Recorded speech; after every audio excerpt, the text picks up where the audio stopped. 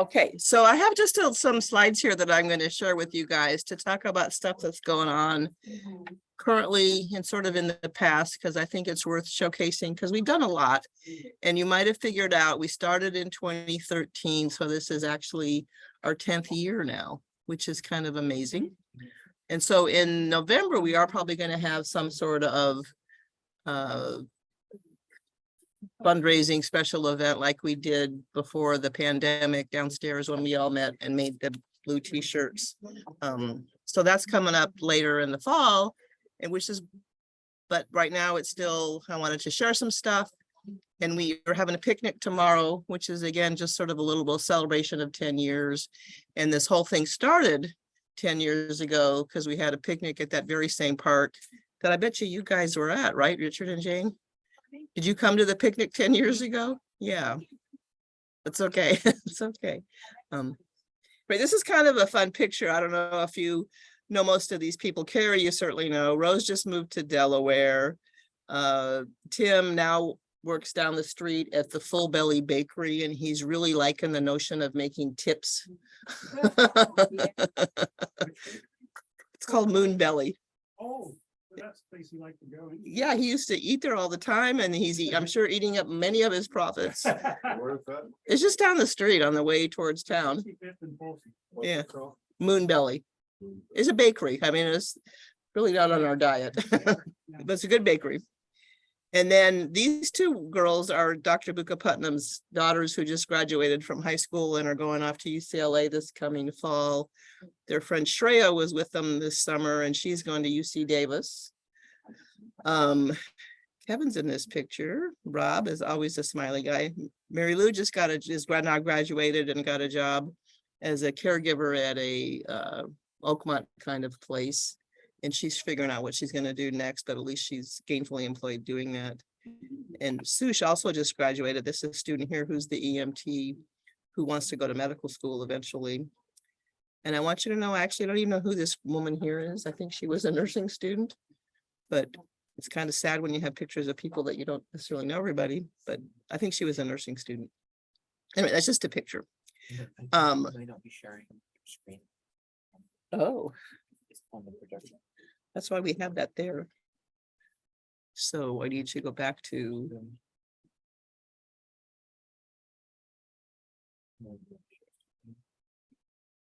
that happened when we recorded. Yeah. PowerPoint.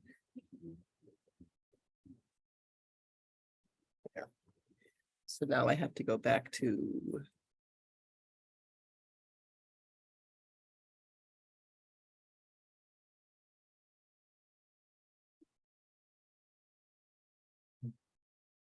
That's same. There you go. Function of it. Yeah, okay. So most of you know this. So just a little bit of history. So Dr. Capagoda is a cardiologist, very beloved guy that really is the reason that we even exist. And he's here. And there's a few people that knew him. And he's still here in the room with us now, even though he's long gone. But he had some grand notions, and it's just really cool to see that they're actually kind of falling into place, kind of like he wanted it to be. He has sort of had a vision that basically people would do better if you taught them things about taking care of themselves.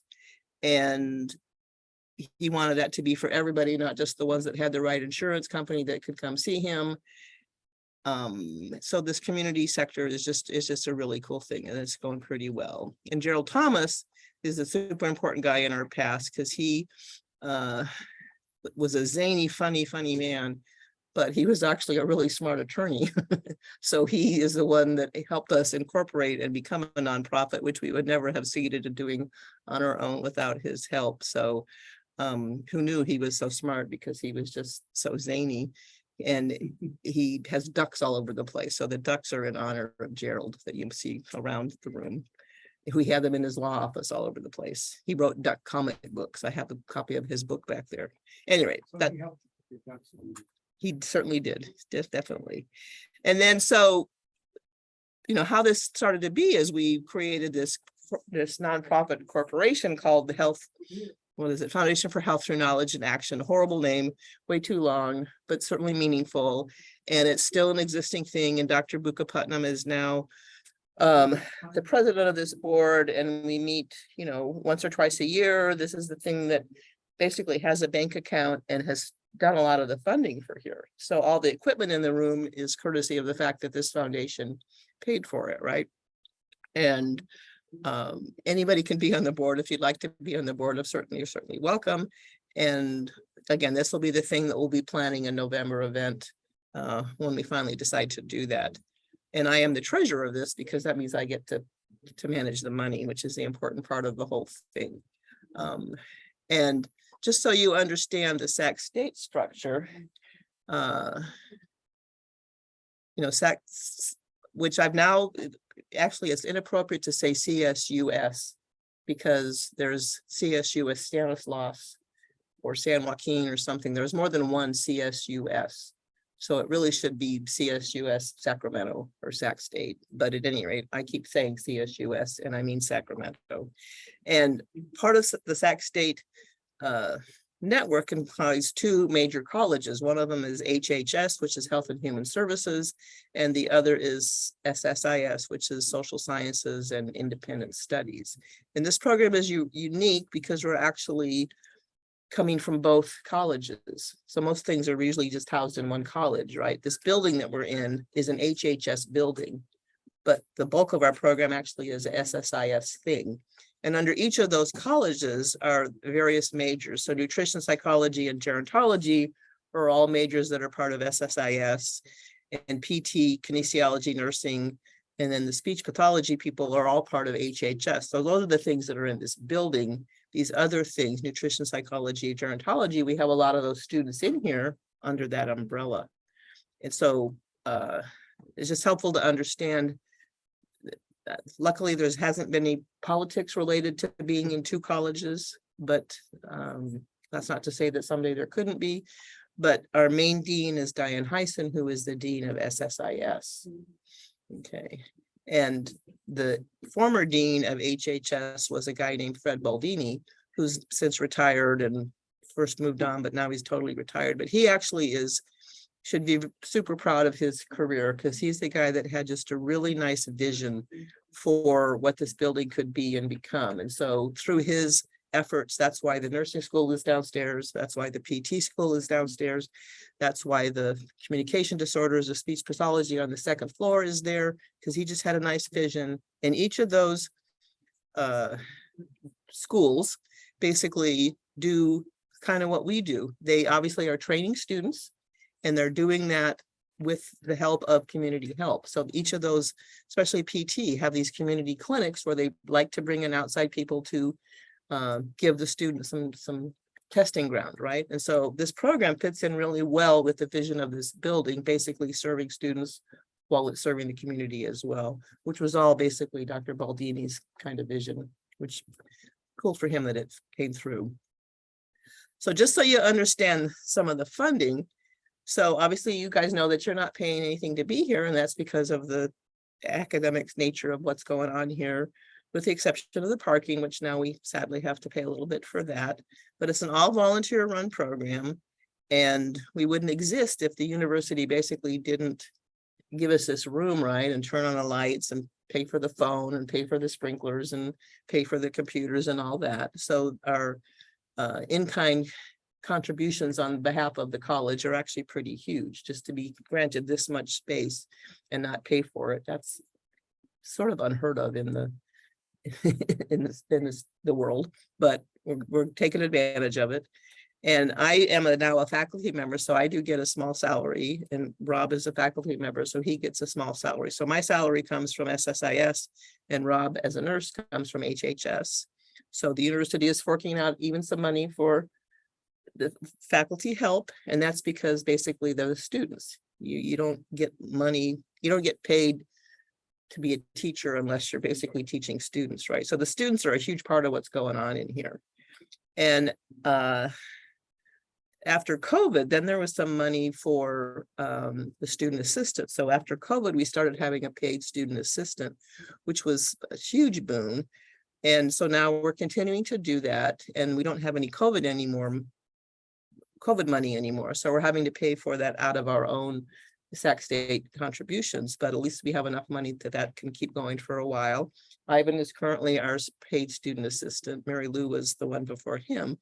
And it's just a huge boon, and he's got certain things that he's supposed to do, and you know that already because you've talked to him and seen what he helps maintain our website. He helps with all these logistic issues, and I'll talk a little bit more about where we're going with our YouTube stuff. But so that's an important thing, that we have a Sac State account so we can pay Ivan.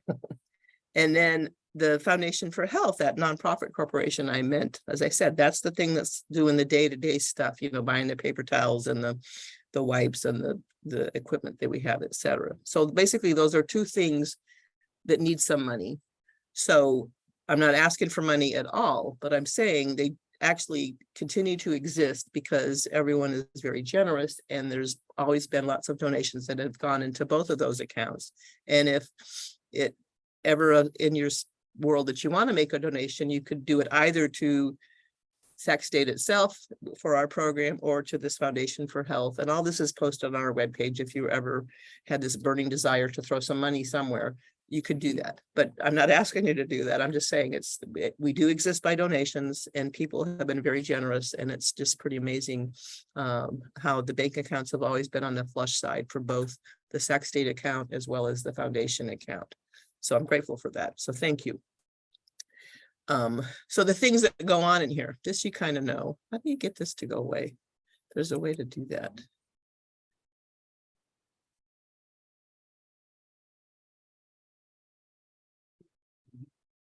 There. Oops. So, you know, the things that go on in here, obviously there's a lot of exercise, and there's lots of room to do that individually. There's lots of room to do that in some of the group stuff that's going on. Thanks to the pandemic, now all this group stuff we do is hybrid, so we can do it. You can watch it from home and do it at home. David is a huge boon. He's just a volunteer, but I'm grateful that he's willing to do Tai Chi as much as he is, which is a nice thing to have on our offerings. Linda Larson comes over twice a month and is a big component of our stress management part. Another big component that some of you may have run across is Dr. Yoslis, who's a psychologist at the VA, and he's been doing some really fun stuff on Mondays that relate to positive psychology. Most currently, he's great, and hopefully he'll keep coming into the next fall. He actually works at the VA, but he has a side deal with Dr. Lopez at UC Davis, which is why he can come over here, because he's counting this as part of his UC Davis time. So we're grateful for that. And we have these classes all the time, and we do a lot of student stuff, as you well know. We do have a mission statement, and I thought this would be a good time to maybe update it.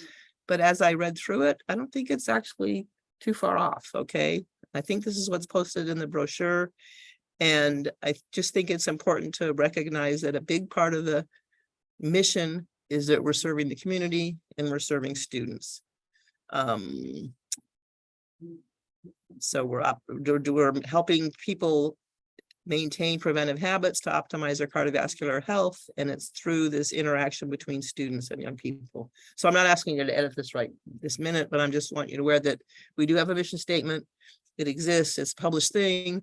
And maybe you can give me some feedback later, John, whether you think it should be tweaked or not, because I was actually surprised when I put it in here that it wasn't too far off from what I thought we were actually currently doing. So it was good to see. Just a little review of the stool stuff. You've heard this before. So most of our teaching, you know, falls under this concept of a three-legged stool, meaning that we do stuff to maintain our fitness, we do stuff to maintain our stress management levels, and we do stuff to be nutritionally sound and educated. And so needs to be a balance of all those three things, right? You can't just exercise and not pay attention to how you eat, or be completely stressed out if you know you're not doing all those things. So you want to be balanced and do all of these components. I wouldn't say to an equal amount, but basically have those be a consistent part of your lifestyle so that you're staying in balance and your stool's not tipping over. And the program has adapted from that three-legged stool concept to actually a four-legged stool, because that's even better balanced.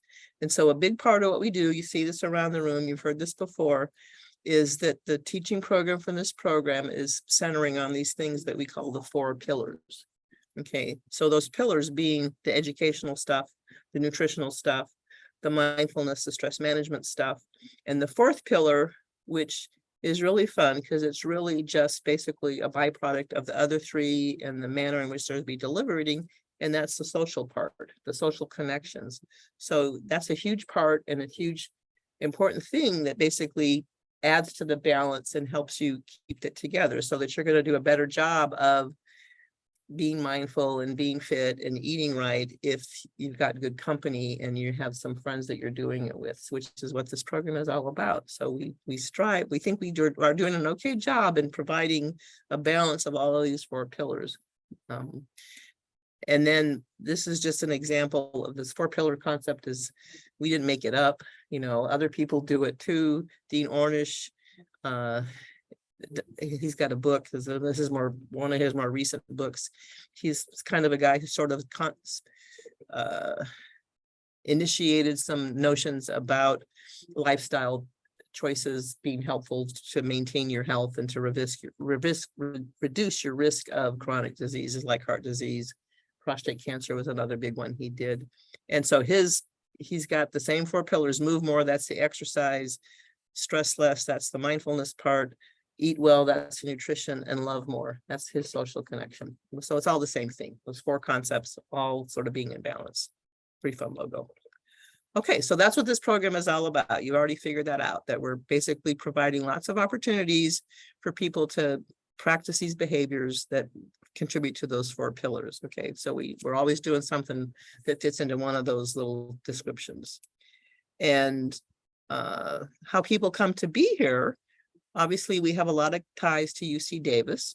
Mary and I and Linda Larson and even Diane all used to work at UC Davis, so, and Debbie Lucas. So we all know each other. So we're well connected to people at UC Davis. Dr. Lopez and Dr. Luca Tutton, two exciting, engaging cardiologists that are a big part of us, are a big part of that. So yes, UC Davis is a big part of our presence, but it is a community thing. And so that's not the only thing that's going on. Okay, not everybody in here is a med center patient, but the biggest way that people actually come to be here is not because their doctor told them to, it's just because they heard about it from their neighbors or their family members, etc.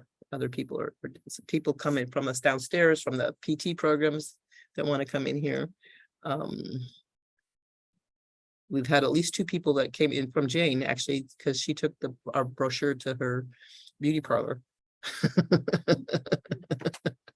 Anyway, so it's just super important to recognize that we are indeed a community.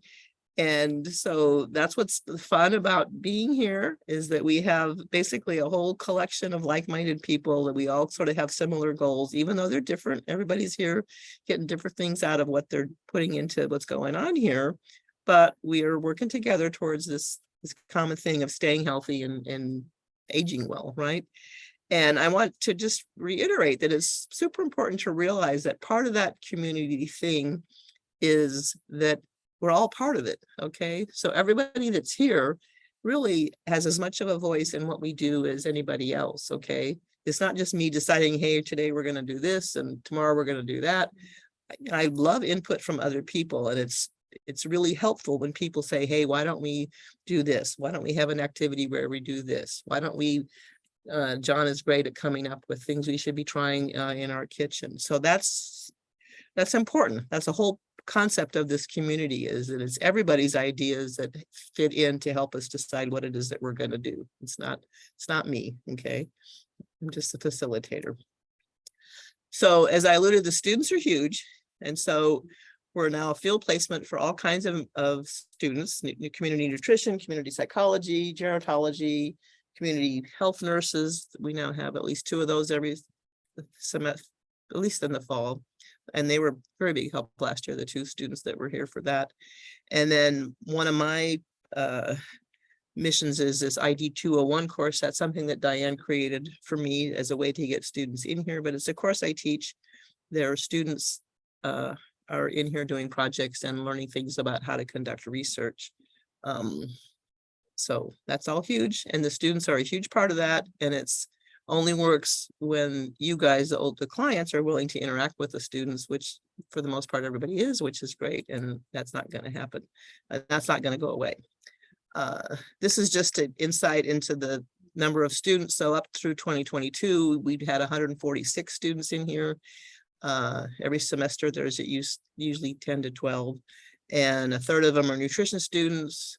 A quarter of them are kinesiology students, a quarter of them are gerontology students, and then there's this smattering of other things. And the majors are changing here. There's not as many gero majors now, there's more health science majors, which is a sort of a mixed bag kind of a major. But at any rate, a big part of our existence is the fact that we serve students, and that's going to continue and is an important part of what we do. And I wanted to mention some of the projects that have gone on in here, okay? So many of you a couple summers ago might have participated in a couple of surveys that we did were about using the computer. Did you use a computer? Do you do email? Do you face chat? Do you do other stuff related to the computer? There was another survey about how proficient people were in the computer. And this actually was a project that was spearheaded by Kim Roberts, who is in the psychology department, has done a lot of stuff with us. And this is an actual poster that she took to the psychology meeting just last spring. So this poster is on the wall. I think it's over here behind the rowing machines. So that's just kind of fun. And it's, you know, contributing to the base of knowledge about what old people could do using computers. And we succeeded in doing that. Another super fun project that we did that some of you participated in was our music thing. And that was, again, at least 2 summers ago. It was a completely online thing. And this was a brainchild of Dr. Buka Putnam's, realizing that people that were musicians, in her opinion, were the ones who held on to their cognitive function better. She has a lot of patients that are quite elderly. And her take was the people that were musicians were the ones that were really sticking together. So we did a study where we did some working memory assessments, and we did a survey about what kind of people were musicians, yes or no. And so we had a nice sample of 100+ people, and half of them were musicians and half of them weren't. And indeed, we supported our hypothesis that the people that were musicians did actually do better on these working memory tasks that we were asking them to do. So that was kind of a really cool study that sadly doesn't exist in a visual anywhere. So we do need to create a poster for that. Publishing is turning out to be not a fun concept. And so it's not published yet, even though it is a written paper, but it's nowhere. It's sitting in my computer waiting for me to figure out what to do with it next. So then I decided that the thing I'm going to do with it, at least put a poster up in here so we can see what it said, but it was fun. And then something else Kim also took last spring to the psychology meeting was a sleep habit study. And she was in here last month talking about the results from that study. And that's a poster that's in here somewhere. It might be in the side room here. I'm not sure. She's got posters all over the place. We don't have enough walls for all of Kim's posters. So this room here on the left where the sitting Tai Chi is has many of Kim's posters in there. So you should go in there sometime and just read Kim's posters because they're really fun. And it's all because people that were participating in this program were willing to help her work with the students to come up with some data that she took to these meetings. So it's super fun. And does anybody remember what Kim was talking about for this sleep study? What's kind of surprising is that there's kind of a connection between sleep habits and being depressed. Obviously, if you don't sleep well, you're probably more depressed. But the younger people have way more depression than the older people. So that was, I don't know if it's surprising, but that was a reality that it's a bigger issue for us older folks. We just deal with it, right? And we carry on.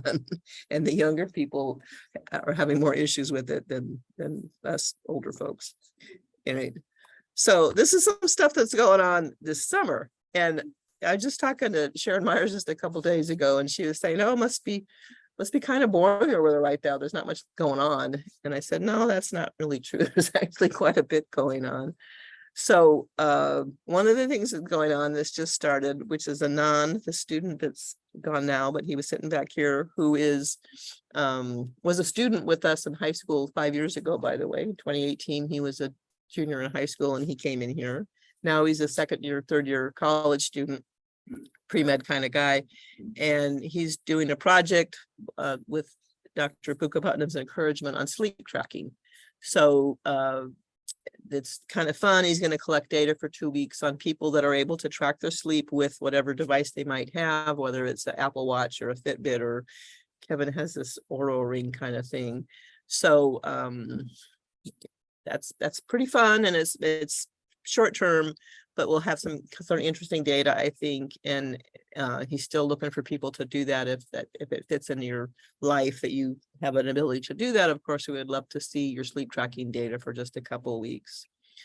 Another project that's going on right now, some of you were doing this survey today, which stems from when Dr. Lopez was here, and he was talking about some health index for cities, and you typed in your zip code and you learned what the health index for where your community was, right? So we sort of took off from that. And so we have a little survey that this student Aditya is coordinating, which has to do with where you live and how it looks from this health perspective for this index, and also how you feel about it. Because that was just sort of the interesting thing. So, is your neighborhood healthy, yes or no? And if, depending on that, where are you in that picture? Okay, do you agree that it's healthy, or do you think it's unhealthy, even though it is or isn't? So that's what he's kind of looking at from that, and he'll present that in August. And that's not a published thing; it's just kind of for fun, but it's kind of an interesting concept and something to be aware of. Is we're health conscious, and so is where we live healthy. So it's kind of good to know.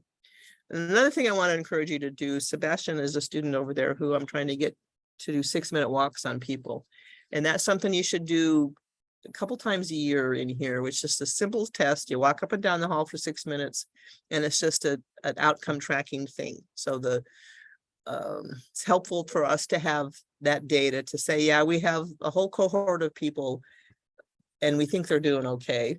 But if we actually have some numbers to go with that and can verify that, yeah, when we do this 6-minute walk and 90% of them are way above their age predicted peers, then we're obviously doing something right, because we're keeping us fit and functional, which is generally the case so far. But if we don't collect the data, we don't know that.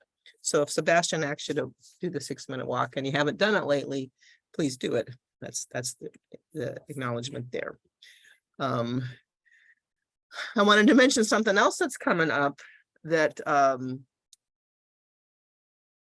I guess I'm excited about, and it's probably going to be a lot of work for me, but I guess we'll go with it. So with Kim and also with Dr. Teresa Abba, who's in gerontology, I'm personally going to be involved in this little community outreach thing where we're going to go into a oh, that's not what this is talking about. So we do a lot of community outreach stuff. Part of our outreach stuff is the Renaissance Society. And then another thing that I personally do is, this is not going to be my 3rd semester. It was going to be a 1-semester fill-in teaching Gero 1, which I'm actually having a lot of fun with. And so that's a course that I get obviously paid to teach, which does bring a few more students in here and at least opens up the avenue of exchange between the generations, between younger and older people.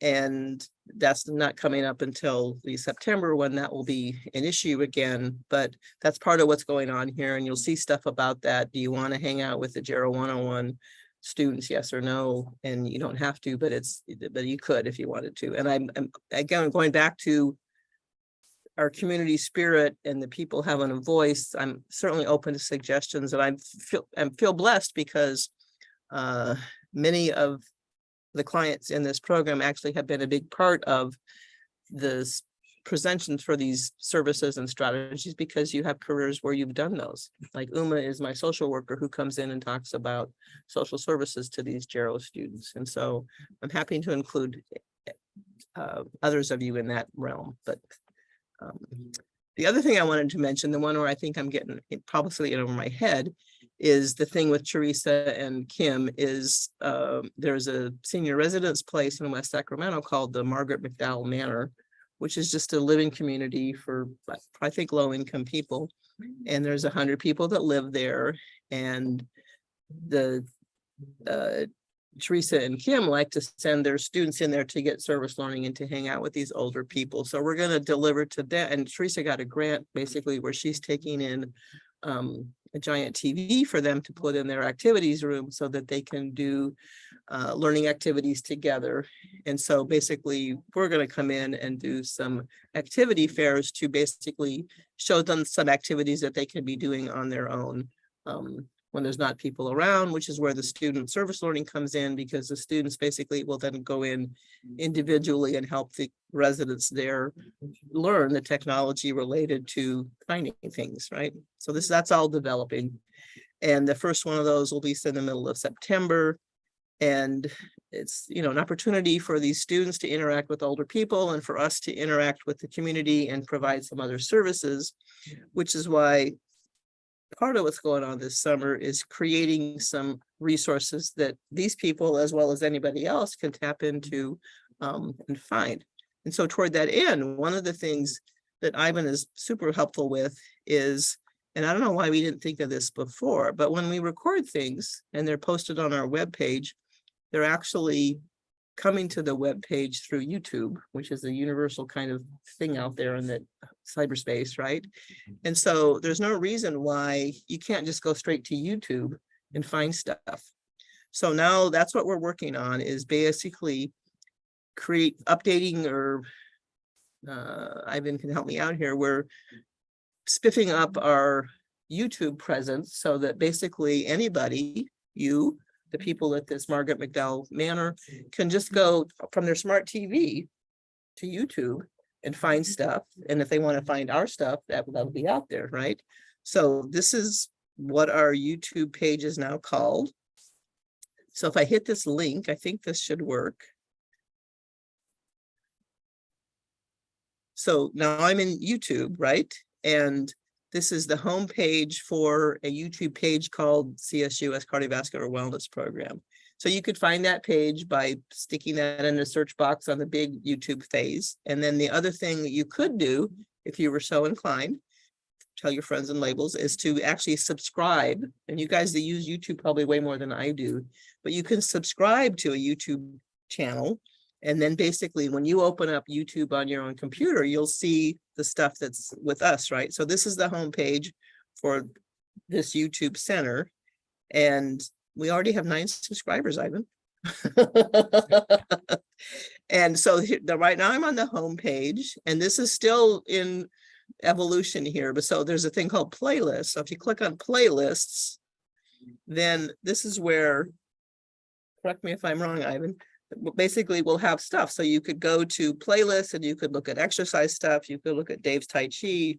We'll have Debbie's things up here, so you could go to some nutrition talks. We'll have Dr. Buka Putnam's stuff, so you can go to her educational seminars. Whatever is we've recorded here, this is kind of would be a repository for these, or just they're actually in the giant YouTube space somewhere, and it's just a matter of toning it down. And if you just typed cardiovascular wellness program in your search engine here,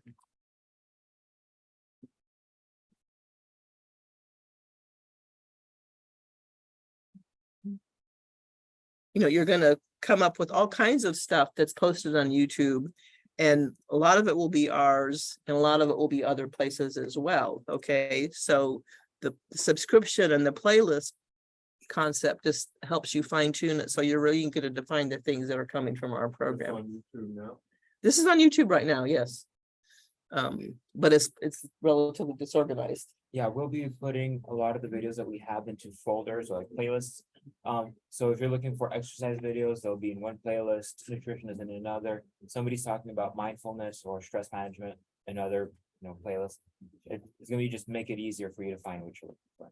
And then free cardiovascular wellness. Correct. And then you can already subscribe to it. So if you click on the button on your own computer subscriptions and you pick this website, then basically when you click on that, then our, how do I go back to that?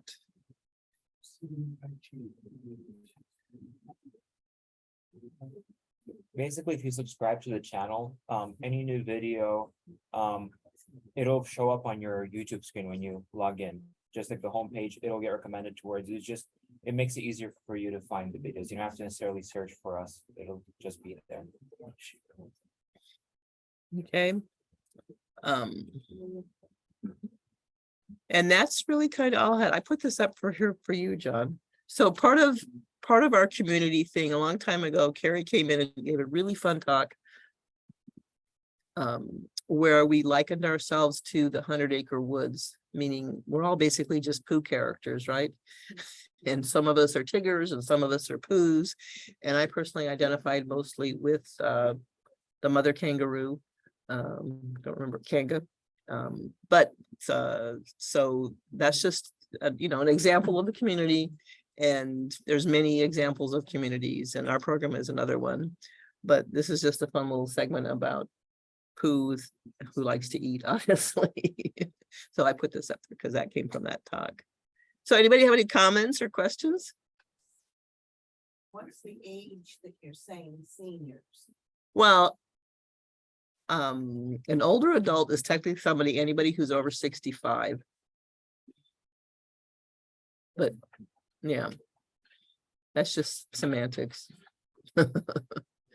And so the word senior is even going away, but this notion of an older adult, that's, I guess that's probably here to stay. I don't know. And most of us. And what's the 101 program? That's just a course, a gerontology undergraduate course. And the students are here, some of them. Some of them will be in here that are coming from that class. Yeah, so there's many classes here in gerontology especially, but Kim has some, and then I'll go back to the Mary McDowell thing. So they have a service learning component. And so that means that they have to spend X number of hours doing something with other clients in a service learning mode. So part of this Margaret McDowell thing will be Kim and Tim, and also a math professor. So there's a math professor out there who teaches a geometry class that has a service learning component. And up till now, her service learning has been having the geometry students go into K through 12 and do things, teaching younger people how to basically do math stuff.